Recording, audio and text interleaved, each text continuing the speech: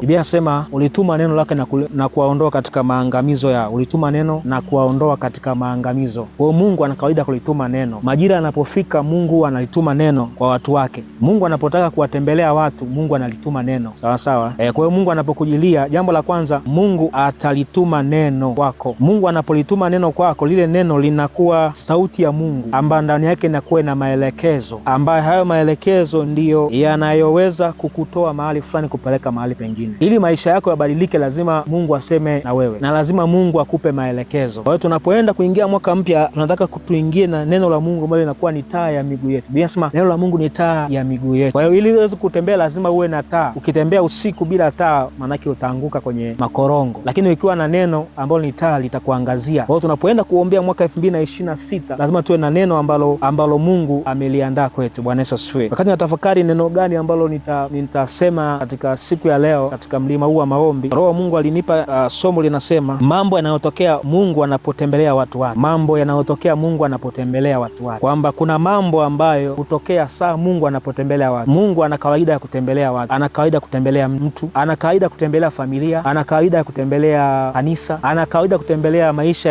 ya mtu binafsi, kampuni, biashara. Sasa mambo gani yanatokea Mungu anapotembelea watu wake? Jambo la kwanza, Mungu anapotaka kutembelea watu, hutembelea katika majira yake. Yaani kuna majira ambayo Mungu huwa anayaandaa, ambayo hayo majira yanakuwa ni majira yake ya kutembelea watu. Maanake Mungu atembelei watu kila wakati au kila saa. Kuna majira ambayo Mungu anatembelea watu wake. Kwa Mungu anapotaka kukujilia, hakujilii tu wakati wote. Kuna majira ambayo Mungu amekuwa ameyapanga kwa ajili ya mtu binafsi. Ndio maana majira ya huyu kijana hapa ni tofauti na majira ya huyu mama. Huyu kijana anaweza akajiliwa na Mungu saa hii, lakini ikawa tofauti na majira ya huyu mama. Kwa hiyo Mungu ana majira ya kila mmoja aliye mahali hapa na saa ya kila mmoja ya kumtembelea. Kwa hiyo Mungu atembelei kwa majira yetu sisi, majira yake. Kwa hiyo lazima ujue majira ya Mungu. Kwa hiyo tunapoenda kuingia katika mwaka 2026, ni mwaka pia utembelea wa kimungu katika maisha yetu. Isaya 61 ile mstari wa 2 anasema, kutangaza mwaka wa Bwana uliokubaliwa na siku ya kisasi cha Mungu wetu, wafariji wote waliao. Isaya 61 mstari wa 2. Huyu ni Isaya, alikuwa anatabiri kwa habari ya kuja kwa Yesu, na ni nabii ambaye alitabiri habari za Yesu katika manabii katika Biblia. Sasa anasema kutangaza mwaka wa Bwana uliokubaliwa. Anasema kutangaza mwaka wa Bwana, kutangaza mwaka. Kwa hiyo kuna mwaka wa Bwana, kuna mwaka wa Bwana ambao anasema ni mwaka uliokubaliwa. Maanake sio mwaka wa mtu, sio mwaka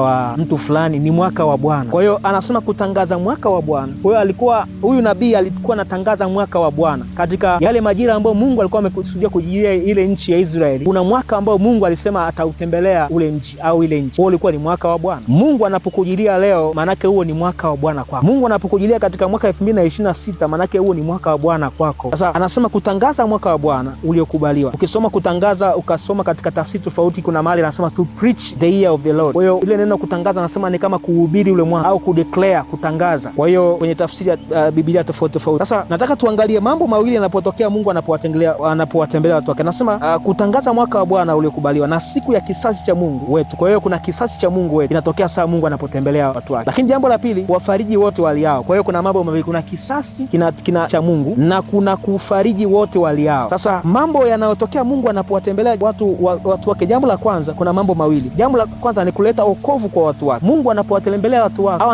anapomtembelea mtu wake, analeta wokovu kwa yule mtu. Hilo ni jambo la kwanza. Bwana Yesu asifiwe. Kwamba Mungu anapokutembelea analeta wokovu kwako, analeta wokovu kwa nchi. Mungu amtembelei tu mtu bila kumfanyia vitu, au atembelei tu nchi bila kufanya chochote. Anasema kuleta wokovu. Kwa hiyo jambo la kwanza, Mungu analeta wokovu. Ndio maana tumeona hapa anasema kufariji, kuwafariji wale waliao. Kwa hiyo kuna farijiwa na Mungu. Sasa Mungu anapokutembelea atakuondoa katika mateso, katika maumivu, katika hali uliyokupitia, labda ulikuwa unaumwa, una magonjwa, misiba. Mungu anapokutembelea, jua kwamba shida yako lazima itaondoka. Bwana Yesu asifiwe. Ndio maana anasema kwamba jambo la kwanza analeta wokovu. Wokovu maana yake ni kuokolewa. Unatolewa katika mauti, unatolewa katika mambo ambayo, mateso, maisha ambayo ulikuwa unapitia. Tunaona wakati Mungu anawatembelea Israeli, saa Mungu anawatembelea Israeli kwenda kuwatoa utumwani. Wanaisraeli walikuwa wamekaa utumwani miaka 400. Unajua miaka 400 ni miaka mingi, karibia vizazi vinne. Watu wamekaa mpaka wamejisahau, wakazaana tena. Lakini saa ilipofika Mungu atembelea, alikuwa anawatoa katika utumwa. Aina ya maisha walikuwa wameishi yalikuwa ni maisha ya utumwa, haikuwa maisha ambayo Mungu alikuwa amekusudia. Kwa hiyo Mungu aliwatembelea ili kuwatoa utumwani. Kwa hiyo aliwaletea wokovu kutoka katika utumwa ambao walikuwa wametumikishwa na miungu ya Misri. Kutoka 3 ule mstari wa 7 na 8 nasema kwamba, kutoka 3:7 mpaka 8 nasema, Bwana akasema, hakika nimeyaona mateso ya watu wangu walioko Misri, nami nimesikia kilio chao kwa sababu ya wasimamizi wao, maana nayajua maumivu yao. Angalia hapa anasema Bwana aliyaona mateso ya watu wake walioko Misri. Misri. Kwa hiyo Mungu kwanza aliona mateso. Wale watu walikuwa wanateseka, walikuwa wanaishi maisha ambayo ya mateso, maisha ya maumivu, maisha ya machozi. Kwa hiyo Mungu akaona mateso yao. Ili Mungu akutokee lazima aone mateso yako kwanza. Bwana Yesu asifiwe. Mungu utapokuwa unalia, ukiona uko katika mateso, Mungu hajakutokea. Ukiona bado unaishi maisha ambayo bado ni ya maisha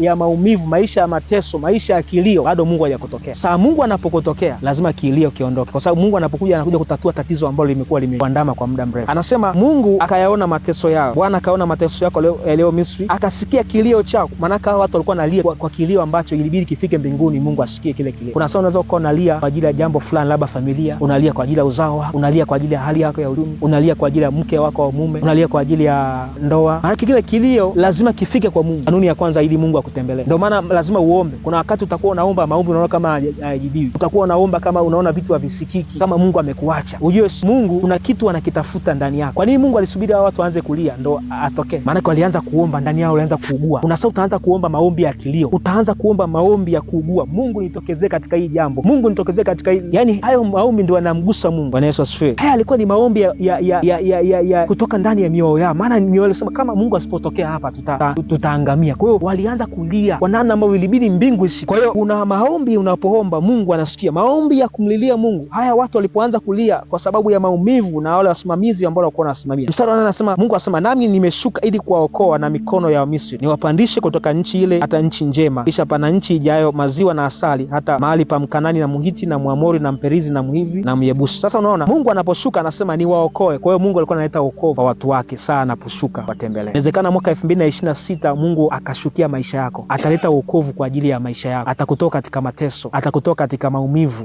atakutoa katika magonjwa, katika tabu ya familia. Labda uchumi wako umekuwa mateso, umekuwa mahangaiko, hali ya maskini ulionayo kule nyumbani kwenu mlipotoka, mlipozaliwa, hakuna mtu anayefanikiwa, hakuna mtu anayeinuka. Kwa hiyo Mungu anaposhuka analeta wokovu. Tunaona hapa anasema akawatoa katika mikono ya Misri. Kwa hiyo Wamisri walikuwa ni watesi wa Wanaisraeli. Kuna watu ambao ni watesi wako, wamekuwa katika mwaka 2025 wamekutesa. Inawezekana madeni yamekuwa watesi, inawezekana ndugu, inawezekana baadhi ya watu wamekuwa ni Wamisri, wamekuwa wanakupiga, wanakuletea mambo ya kukuumiza moyo. Mungu ataposhuka atakutoa katika mikono ya hao watu katika jina la Yesu Kristo. Kwa hiyo tunaona jambo la kwanza, Mungu alileta wokovu. Kwa hiyo Mungu anapokutembelea hata mwaka 2026, mwambie Mungu nitembelee kwa ajili ya wokovu. Nitembelee, nitoe katika shida niliyokuwa nayo, nitoe katika matatizo niliyokuwa nayo. Kwa lazima kuwa na mabadiliko. Anasema nitawatoa katika nchi ile ya utumwa, niwapeleke katika nchi ijayo maziwa na asali. Kwa hiyo kuna mahali Mungu anapokutoa lazima akupeleke. Anasema nchi yenye asali na maziwa. Anaposema nchi ya asali na maziwa, maana yake ni nchi ya ahadi.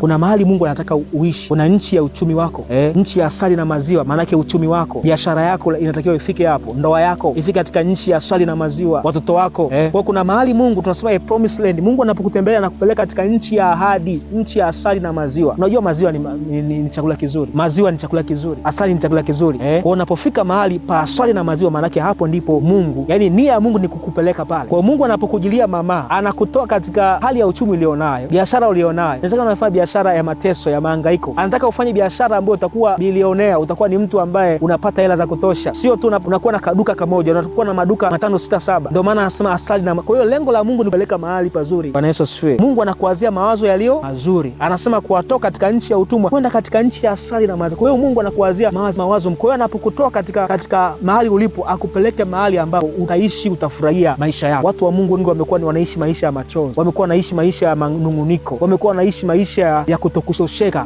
wanaishi maisha ya magumu. Maanake hapo sipo mahali Mungu anataka ukae. Kuna mahali Mungu anataka uende, na mwaka 2026 utakuwa ni mahali Mungu anapeleka kwenye nchi ya asali na maziwa. Kwa hiyo lengo la Mungu ni kukupeleka mahali pazuri. Hilo ni lengo la kwanza Mungu anapokutembelea. Lengo la pili, Mungu anapokutembelea, Mungu anakutembelea ili kuleta hukumu kwa waovu. Mungu anapokutembelea anakuja kwa hukumu waovu. Hilo ni jambo la pili. Jambo la kwanza analeta wokovu kwa watu wake, lakini kuna package ya pili ni waovu. Waovu ni watu ambao wanaosimama kuleta uovu au kupika uovu kwenye maisha yako, kwenye uchumi wako, kwenye ndoa. Kwa hiyo Mungu anakuja kuleta hukumu pia. Bwana Yesu asifiwe. Mungu alipowatembelea Israeli kule Misri, alikuja pia kuhukumu ile miungu ya Misri. Alikuja kuhukumu Farao na jeshi lake na watu wake wote walikuwa wanatesa wana Israeli. Kuna watu wanakutesa ambao wamekuwa mwiba kwenye maisha yako, yani hawafurahii maisha yako. Wakiona huyu mama amepiga hatua, wanatamani wakumalize. Wamekuwa ni watu ambao wako kwa ajili ya kukufanyia uovu. Wakiona biashara yako inaanza kuinuka, wanakutengenezea mazingira ya kukuendea kwa mganga ili ufunge biashara ukwame. Wakiona unacheka na mke wako, hawafurahi, wanaona